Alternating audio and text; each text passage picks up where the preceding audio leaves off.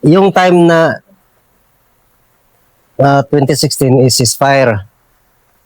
Tapos mayroon namang gawain ng NP doon is patungo doon sa baryo para magawaing masa. Pero hindi nagtagal dahil na-collapse ang ceasefire. Sa kabuhan yung puro na lang puro mga mahirap na buhay ng NPA. Mga isang taon lang ang nakaranas ang NPA ng medyo hindi mahirap. 2016 hanggang 2017. Pag na-collapse ang ceasefire, mauna ng maraming sakripisyo. Bakit? Ano nangyari? Ang nangyari yun dahil collapse ng ceasefire. Tapos marami nang nag-ooperate na trupang militar, PNP. At nandun na yung kampanya nandun na yung National Task Force LCAC and Local Communist. Nandun na yung NTF-LCAC. Nandun na yung mga advanced detachment ng army. Nandun na sa interior. Focus on sustain military operation ng army at saka pulis. Siyempre, ang gagawin ng NPA dahil focus na, hindi na maka-focus sa kanyang nagunang trabaho. Ang focus na lang niya kung paano niya madipinsahan ang kanyang sariling formasyon at saka yung sarili niyang lakas. Dahil kahit saan ka magmaniobra, marami ng mga nag-operate. Hindi na punta sa baryo, hindi na makapagawaing masa dahil may CSP. Yun ang sitwasyon. Malaking bagay yun. Malaking bagay yun. Malaking bagay yun na disbinta sa NPA. Ang pinakamalaking bagay na ang NPA nagiging na lang todo depensa yung pagkagiba ng masbis. Sige nga, bakit nangyari yon? At bakit napakalaking epekto yung pagkagiba ng mass base nyo? Siyempre, ang malaking epekto ng pagkagiba ng mass base ay yung mass base naman, yun ang pinakukunan ng NPA, sampa. Ikalawa, yung suporta, financial o material. Ikatlo, yung alliance.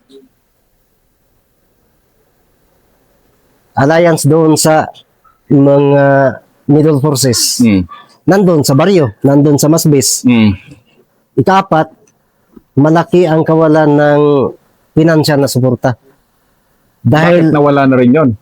Nawala na dahil yung mga dating mga masa, dating mga membro ng partido, nag-surrender doon sa army at saka pulis. Malaking kawalan sa NPA dahil wala nang suporta. Wala nang wala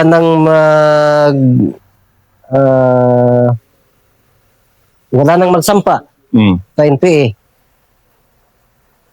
halos giba ang masbis. Mm. Pag mayroon kang masbis, yung tatlong sangkap ng guerrilla warfare, Mm. partido, yung NPA, yung masbis, malapad, at saka ikalawang dahilan kung bakit giba ang masbis dahil naman sa kining giba rin ang masbis sa white area Ganon, nagsabay. ng sabay. Ang masbis sa white area giba, Mm. sunod dayon pagkagiba ang masbis nga nasa red area. Mm. So alas totally one gyud, guba gyud. So wala na, parang Wala na. sabi ni Mao Zedong, wala na kayong langoyan. Wala na yung aquarium nyo nalalangoyan na isda. Yun ang pinaka mahirap na taon. Siyempre, maraming mga defensive. Bombing. Mm. Sa akin,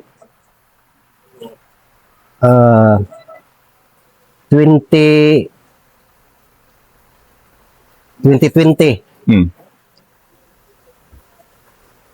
21, 22, 23. 5 kabaming, 6 kabaming ang yung naranasan ko. Grabe naman yan. Hmm. Ang lakas nung anting-anting mo naman kung ano, pero bombing na yan. Ito pa rin. Ha? Example nga, anong mga karanasan mo? Yung 1, 2, 3, 4, Karanasan 5? ko sa bombing is natural. Nagbago na naman ang sitwasyon ng Mm. yung mga taktika, yung mga estratehiya. Siyempre nagbago na ang mga guidelines. Mm. Ang guidelines namin noon hindi na ma-apply Mm. sa ngayon na sitwasyon. Noon, pwede pa kaming makapagsaing ng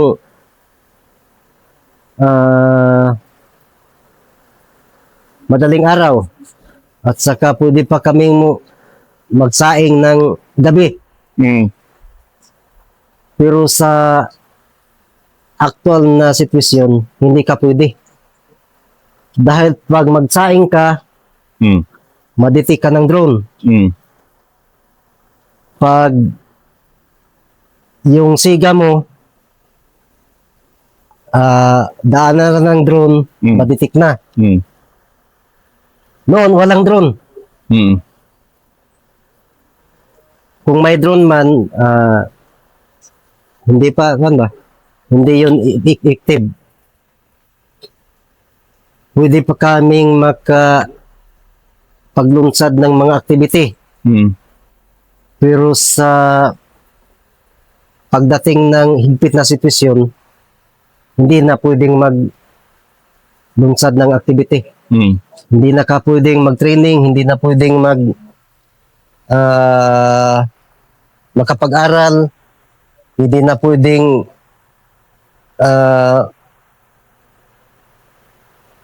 mag-plenum dahil iba na ang sitwasyon. So, sa akin, ang karanasan ko sa pagbago ng sitwasyon, 2019, taman 2024. Mga defensive good nga sitwasyon. Mm. Encounter, maambos, wala ming offensive, Kumbaga puro kayo puro defensive. defensive na. Unya, bombing. Mm. Sa akin, 3 ambos.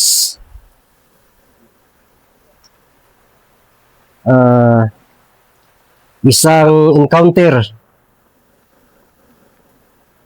At saka 5 ka baming. Baming. Unya baming nga kanang dili adlaw. Kadlawon. Gabi. Gabi. Yun, yung delikado sa inyo. Yun ang delikado.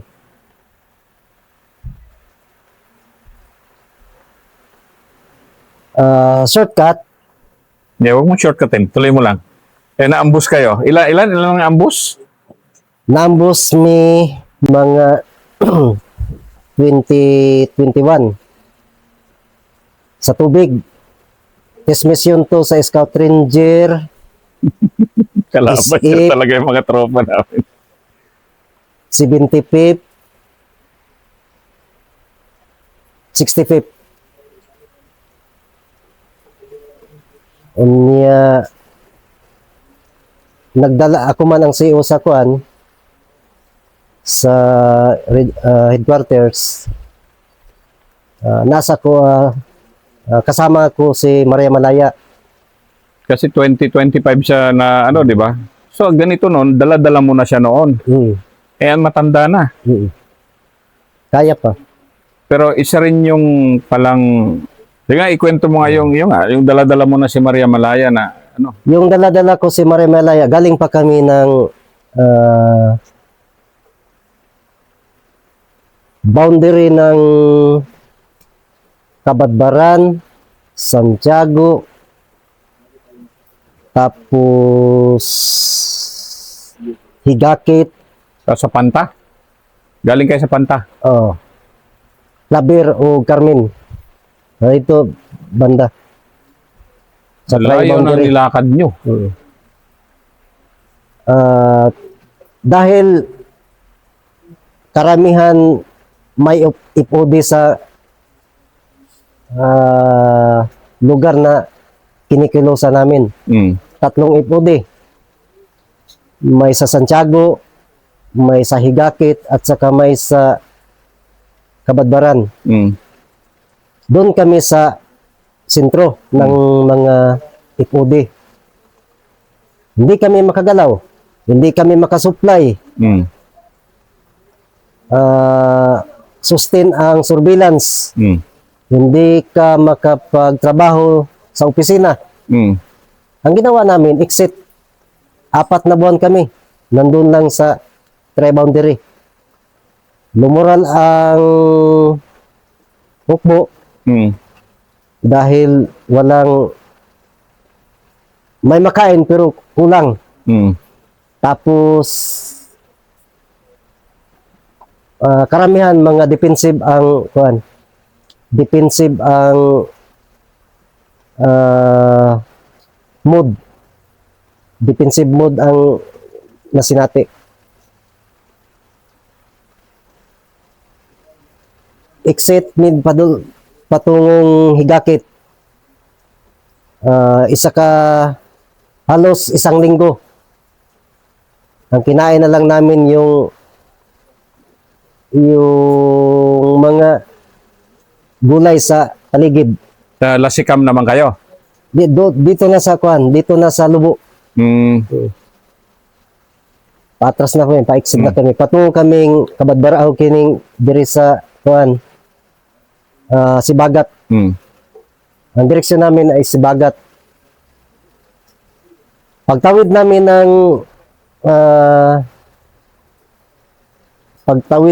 ng Tago River, doon kami naambos ng 65th IB, composite ng 65th IB, yung Scout Ranger Test Mission. Iwan to kung ano pang unit. Basta doon, Paano? naambos kami. Ano yon? Kasama mo si Maria Malaya Sa niyan? amin si Maria Malaya. Ang total count namin is 32. 32 galing ng Pun 16. Patungo kami sa Sibagat, 21. Pag tawid namin sa tubig, dito kami inambos ng army. Gaano kahirap maambus sa tubig? Lalo na may dala kang matanda man si Maria Malaya, di ba? Ilang taon na siya? pag makakita ka ng mista, yun talaga kahirap. Oh, ito na naman. Mista na naman. Pero, yung movie ni Robin Padilla, paano ba yun? Oh, paano? Dalawa ang isa ang patay, dalawa, tapos isa ang nadakip. Ang hirap sa pag maambos ka sa tubig. Hmm. Ang hirap talaga. Hmm. Si Maria Malaya dahil may gipa-assign ako ng close in security niya, hindi ko pinasok sa tubig. Siyam lang kami ang nakatawid sa tubig. Doon si Maria Malaya, doon pa sa atras. Pinagsabihan ko yung close in niya na hindi kayo tumawid pag hindi pa kami makatawid. Di pagtawid namin doon sa kalagitnaan ng tubig, inambos naman kami. Di yung matanda si Maria Malaya, dahil ang sitwit niya is pag may putok, walang tumawid. Di atras ang grupo ni Maria Malaya. Kami, pinitreat. Iniiwasan namin na hindi kami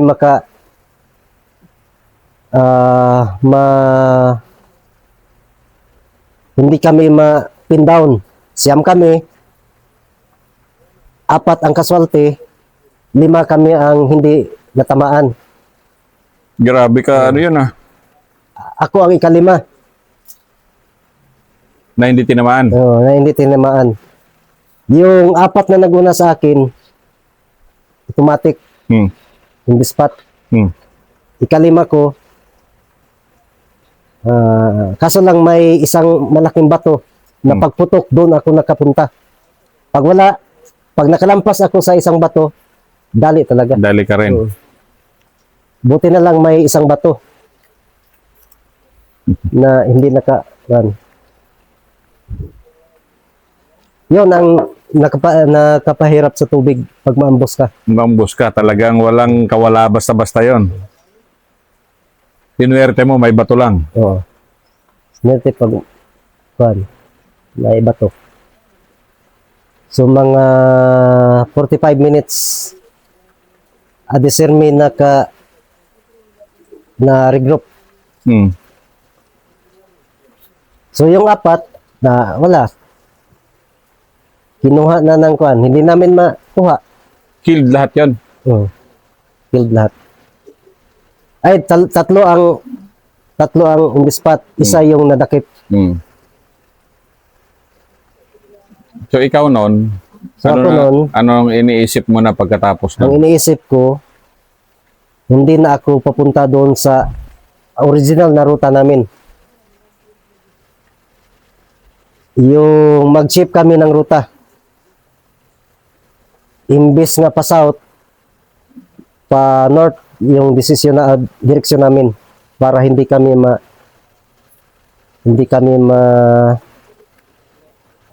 sundan. Pero yung mga ganun, long march na ganun, tapos masa, hindi yung inyo na, delikado na rin sa'yo yun, ano? O talagang wala na, hindi na kayo nagpapakita sa masa nun?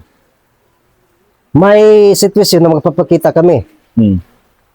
Depende sa pag-assess namin kung kailangan ba magpakita o hindi. Kasi alam naman namin kung ano ang galaw alam naman namin ang kasaysayan yung masa, kung taga saan siya. Pag baguhan na masa, hindi kami papakita. Pero pag lumad dyan, natural. Alam naman namin ang yung history niya. So, kailangan talaga kausapin para makausap para sa supply. Anong taon to? 2021. Itong last encounter mo, hindi pa? Dili pa. Sige pa.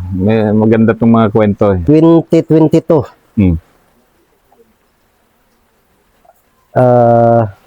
Dili, 2022 na. Ito, 2022. 2022 gihapon mga last quarter sa 2022.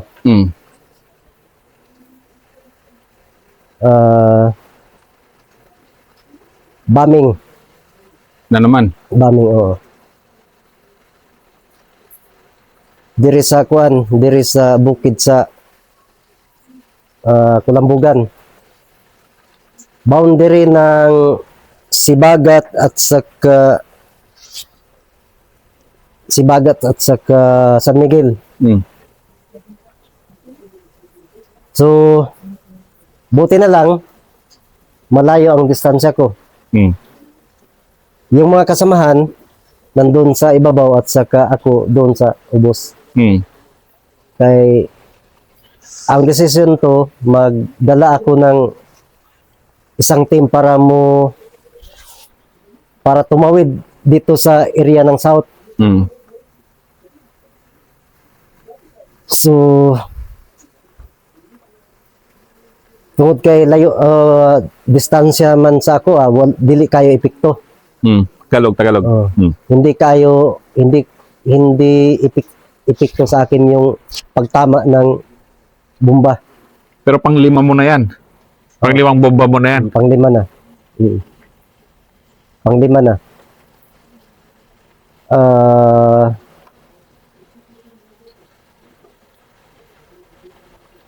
Pang-6. Pero ano ka na nun? Medyo lumalambot ka na ba nun? Na Hindi pa. ano pa? Hmm. Go ka pa? Buo pa. Pang-6, balik mi dito sa area diri sa area sa 14. Hmm. Bumalik kami. Hmm. Nandun, ang trabaho namin, gawaing masa, recover sa area, Hmm. tapos finance, tapos organizing. Hmm. Hindi namin magampanan ang aming tungkulin kasi wala. Ang aming mga operating troops ng army at saka police, Hmm. wala, halos. Ang program namin, hindi talaga namin natupad.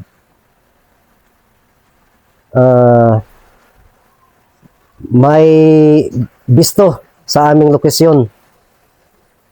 Tapos, encounter na naman doon, napatay yung CO ng RSDG at saka CO ng SOG. Yun yung SOG mga namin. yan yung mga ano na yun. Oo. Tapos, doon sa, maneuvers naman kami, na halos 2023. Hmm. 2023 na.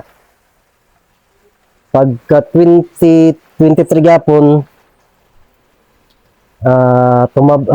tumawid kami ng National Highway. Hmm. Nakarating kami ng ng isang bayan sa Surigao Sur. Nandun. Narid kami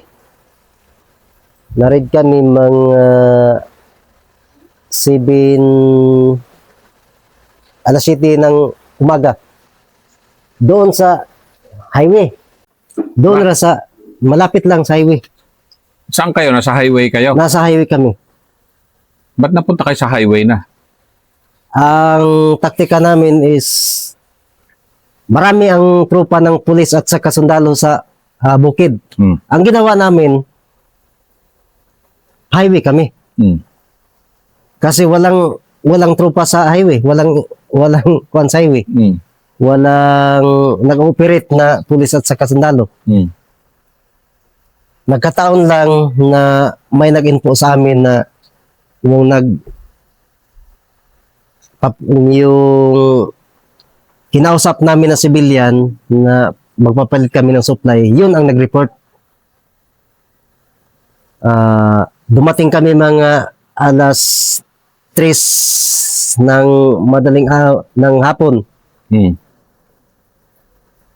Papalit kami ng supply mga alas 7 ng gabi. Hmm. Pagka alas 7 ng umaga, na-raid kami.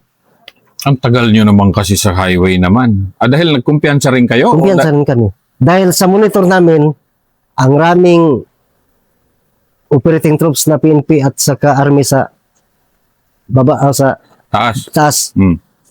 Hindi kami makapasok doon kaya marami. Ang ginawa namin, pa-highway kami. Ganyan, kung kumpiyansa namin. Patay ang isang kasama namin na bae. Atras na kami. Last nga na sinati na kuha na kong bombing kadtong diri na sa San Miguel 2023. Bombing na naman. Bombing na naman. Pang ilan na yan? Pang-anim na bombing. So sa pang-anim na bombing 42 may kabuok. So alas 2 sa madaling araw. Tapos yung sa 42 may na bahin mi hindi kami nagka-regroup, hindi kami naka-intact. Hindi ako naka-intact sa malaking grupo. Nagkalat-kalat kayo. Kalat-kalat kami. Yung isang grupo may 12, ang isa namang grupo may 6. Ako sa akin nga grupo 5. Tapos lumural. Noon, low moral na. Lumural na. Wala akong armas nila. Hindi ako pag bomba isupi naman sa amin pag may bomba nga tumama sa lupa wala ka na dyan. Yun ka na sa bangin. Di alas 2 sa kadlawon yung madaling araw pag tama sa bomba hindi ako nakadala ng pack, hindi ako nakadala ng armas. Ang dala ko lang yung cellphone doon sa bulsa ko. So, yun. May 2 patay sa aktual. So, ang ginawa namin, dahil wala nang lumural na, hindi kami umabanti sa bukid. Pababa kami sa baryo. Baba sa baryo, maraming mga intelligence doon. Wala kaming armas. Kumuntak ako sa yung HO namin. Tawag ako na magpa-rescue. Tapos sinagot naman niya nga, saan kayo? Dito kami sa baryo. Ang sabi niya, okay, magpa-rescue ako, mag-contact ako ng motor. Yun namang motor na sinakyan ko, sige, 2 kami. Hindi ako sigurado kung ano ba to. Basta, yun ang pinadala ng kasamahan ko. Pag pinadala, nandun, sumama kami, 2. Nandun kami sa isang baryo. Pangko lang dahil mayroon ng patrol base sa babaw. Yung pagkaalam ko na kunin ako sa kuan. Hindi naman pala. Sa madaling sabi, kuan yun. Akala ko, yun na ang maghatid sa akin patungong kasamahan ko. Hindi pala. Dahil ang rami ng mga intelligence na nandun sa baryo. So, wala akong magawa. Nandun sa barangay Kagawad.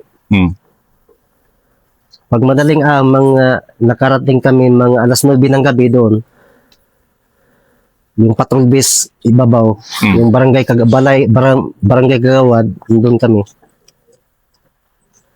Pagkakaumagahan alas 9, nandun ang operating troops ng intelligence.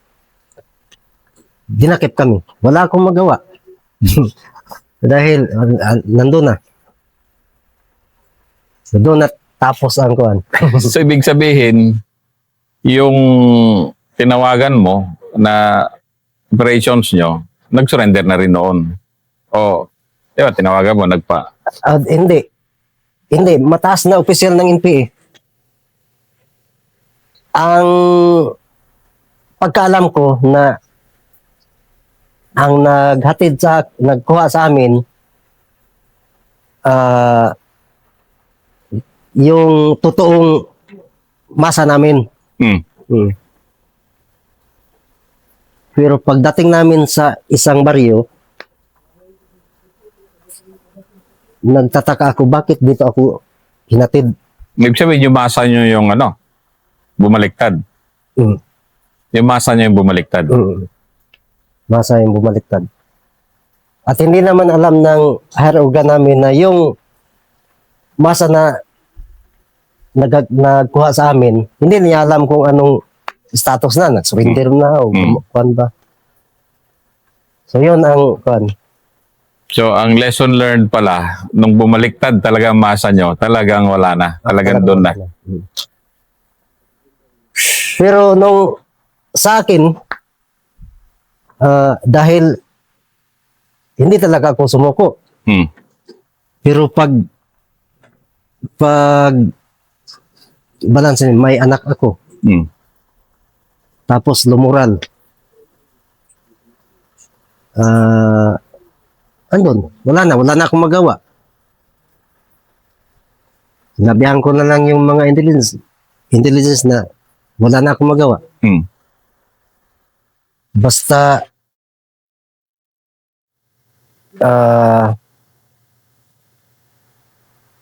dili mi kami duha dili mi Patayin. patayin, Hmm. dili mi persohon. Nagkuhan man po sila. Hmm. Ang mga intelligence nagpasalig man po nga walay problema. So, dali rami nga na ikuan. Nag-surrender dayon. Yung pala yung kwento mo. Uh, Na-capture ka, tapos yan, nag-surrender na. Nag-surrender. Pero ngayon, Karon, mga 2 taon na ako kami dito, hmm, mag-2 taon na. So na-process na ang mga papeles, na-apply na sa amnesty. Tapos may SIP conduct pass na ako. Tapos KA. ka. Mm. Gano'n ka pasalamat ngayon na nandito ka ngayon sa poder ng 75th? Juan, malaking pasalamat dahil una, yung pinaniniwalaan ko na yung propaganda doon sa loob na pagmadakip, patyon, kung dili patay priso, hindi pala totoo. Ikalawa, second chance na nako tungod kay bisan tod og maraming mga kaso. Pasalamat ko sa gobyerno nga seryoso nga nagtabang tumulong sa aming mga kaso. Tapos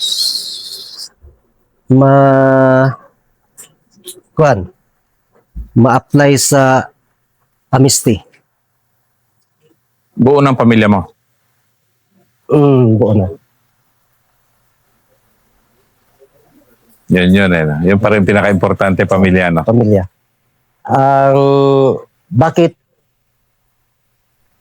nag-surrender ako dahil una sa pamilya. Pamilya. Pamilya talaga. Salamat, Ka Kenny.